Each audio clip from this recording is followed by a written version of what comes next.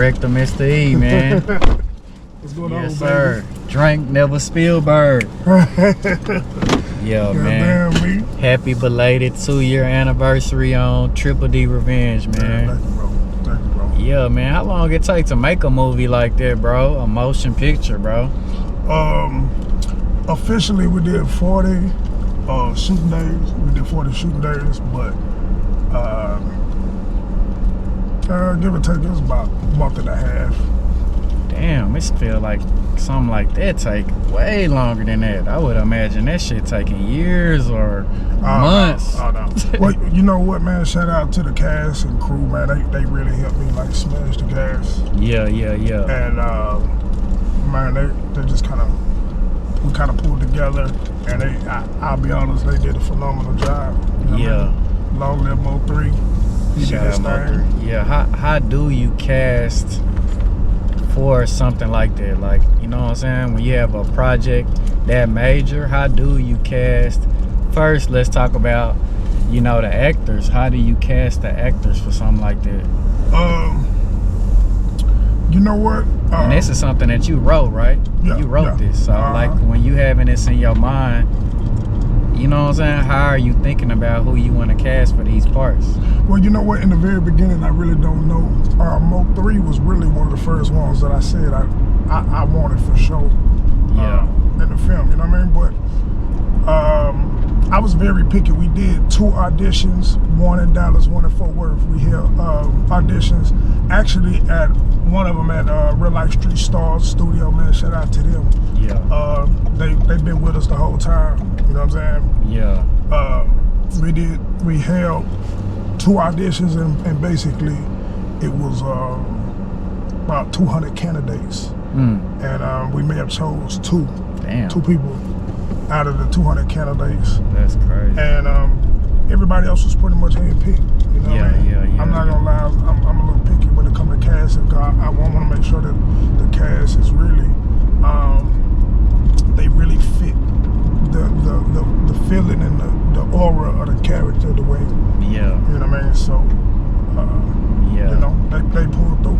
It took me a while to realize that was you in that truck talking to Simon at first. I was like, hold up, that's Mista E, ain't it? Yeah. I was like, okay, I seen the crispy edge up and shit. I was like, oh yeah, okay, that's Mista E. Shout out to my boy, man. Shout out to my boy Tyrone. Yeah. I was like, okay, that's Mista E right there, man. Yeah, that was a good movie, man. It was a lot of good scenes. You know, I'm not really a movie person, so I had to watch it just to get prepared for this interview, and I was pleasantly surprised that one of the things that really struck me is like, okay, so much Dallas content in that bitch, like damn near every Dallas song in the world. Man, like how like what was your thought process? Like, did you sit there and write down like, damn, I gotta have this song in here, this song, oh I gotta have this song gotta be in here, this song, oh he might send me this song, that song, this song. I think I heard Jazzy Black in the background of one of them. I think I heard the radio in the background. I think. And man, you know what? We had got a lot of recipients and a lot of people that wanted to be part of the soundtrack. And so the soundtrack was like another one of the things I was picky about, because I wanted to make sure that whatever record was playing, it fit the vibe, the lyrics, really pushed the plot to where that particular scene, the song described perfectly, you know what I mean? So for everybody to make the soundtrack and pull together to do the soundtrack, man, shout out to them, you know what I'm saying? Everybody was really a big help as far as submitting their records and sending their stems and doing the licensing, that whole process, because it's a long, tedious process. But you know, I'm thankful for the soundtrack. It was definitely majority Dallas, and it's something I'm proud of. Yeah, that's dope, because shout out Ty Harris. He one of my favorite artists. Ty Harris. And Beg and Plead. He one of mine too. Yeah, Beg and Plead. I heard it on there, but I heard it recently and I didn't, but this song's, I mean, your movie is 2 years old, so that mean that song been out, you know what I'm saying? And I didn't know that. So that's what's so dope. Like, you really showed a lot of love to Dallas in there. And I even heard an interview in the background. So was that a real life Street Stars interview that I heard? I'm not for sure. They was talking about Sean Cotton and so that interview was actually Say Cheese. Shout out to Sean Cotton, man. That was actually a Say Cheese interview by C Struggs. I wanted to make sure somehow, some way, I had put C Struggs in there, man. Long live C Struggs. Legendary artist that, you know what I'm saying, that passed. So yeah, I wanted to get C Struggs in there, and it just so happened it was the Sean Cotton interview. So yeah. Was you shooting videos before you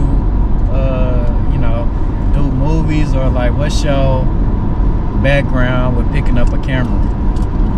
Well, to be honest with you, I do have a skill set, but I don't pick up no camera. I do have a team. I have a team. Shout out to my DP, which was Les Gaddis. Man, he did a great job with the shot, solid shooter. Shout out to my associate director, Jamal Notes. You know what I'm saying? He did his thing. I don't want to forget nobody, but I had a real solid team and a solid crew, and they were responsible for the look of the film. Infinite visuals, right? Infinite visuals, absolutely. So that, so you more just man, because I mean the directing and writing is hard as well. Yeah. So was this your first project of, man, I need to put a movie out? Just you want to do more the directing thing other than, the cinematography part of it? Yeah, I mean, I see the thing about it is a lot of times I do have to come up with some of the shots, have a vision for it. So push come to shove, if I wanted to pick up a camera, I could. But I got people that are skilled in just cinematography and making sure that the look of the film is right. So I'm grateful for that. And way more often than not, I prefer to just do the director. Yeah. You know what I mean? I prefer to just do the director. It is indeed a lot of responsibility. Yeah. And especially, after writing it. So was this your first film, Triple D Revenge, or was this like the first thing that you tried? Like, I'm gonna go all in on this? So the first film that I did was actually the Triple D movie. I did it in 2014, and Triple D Revenge is part 2 of that. Okay. And it was the first film that I actually directed. Okay. You know what I mean? I'm familiar with the Triple D movie. I just haven't watched it. Like I said, I don't even watch TV, to be honest with you. You know what I'm saying? Hey, you know what? Somebody that's very, very close to me, been doing film for a long time, and she every time you say that, it remind me. She says she don't watch a lot of films herself, but she been doing it since she was 6 years old, man. That's crazy. Shout out Cherry. Yeah. Babe Cherry. Yeah, she don't like to watch a whole lot of movies either. And I'll be like wondering, like, man, how that work? How do you do that? Yeah. How that work? Yeah. It seems like an oxymoron, right? But yeah, because I can't get enough of movies. Exactly. I'm not going to even lie.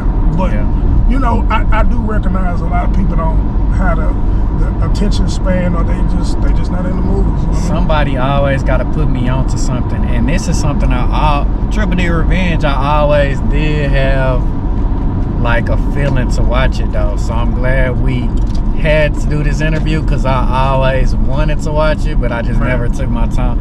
It's like, you from Dallas, you gotta watch it type shit. Man, it's for Mo3.